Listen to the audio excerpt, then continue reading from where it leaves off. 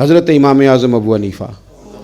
رحمۃ اللہ علیہ، اللہ نے بڑا انہیں نا فقاہت والا ذہن دیا تھا، بڑی باریک سوچتے تھے۔ ایک اپیل کرنی ہے میں نے آپ سے، زیادہ باتیں نہ کریں، زیادہ ذہن کو الجھائیں نہ، ورنہ ذہن تھک جاتا ہے۔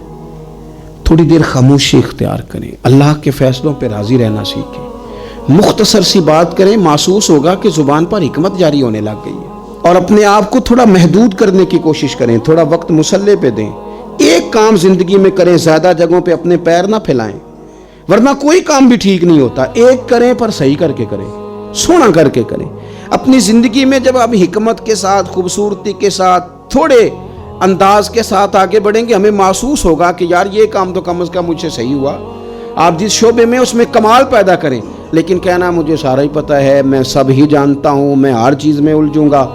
تو پھر کوئی کام بھی ٹھیک نہیں ہوتا۔ امام صاحب فقیہ تھے، اس میں انہوں نے درجہ عروج حاصل کیا، کمال سمجھ اللہ نے عطا فرمائی، کمال۔ اور وہ اس طرح کی رائے دیتے تھے کہ بڑے بڑے سمجھدار لوگ کہتے تھے کہ کمال ہوگی، بلکہ ان کے اساتذہ امام اعمش رحمۃ اللہ علیہ آپ کے اساتذہ میں سے کچھ حالات ایسے ہو گئے کوفے میں، گرد و نواح میں، کہ گندم کم ملتی تھی، مہنگی ہو گئی، کوئی قحط کا دور تھا۔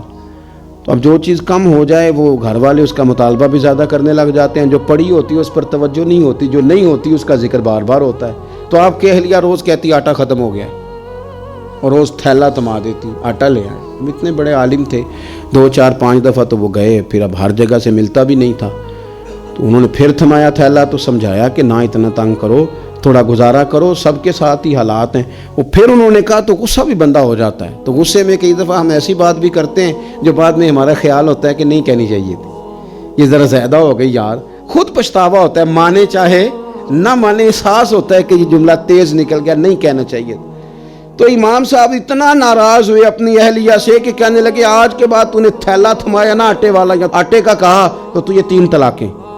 تو فارغ ہے میری طرف سے۔ بڑھاپا ہے، اتنی عمر ہے، اتنے سخت بات کہہ دی، اہلیہ رونے لگی۔ امام صاحب بھی پریشان ہو گئے، بعد میں انہوں نے پیغام دیا اب کرنا کیا ہے، کہنے لگے کچھ سوچتا ہوں۔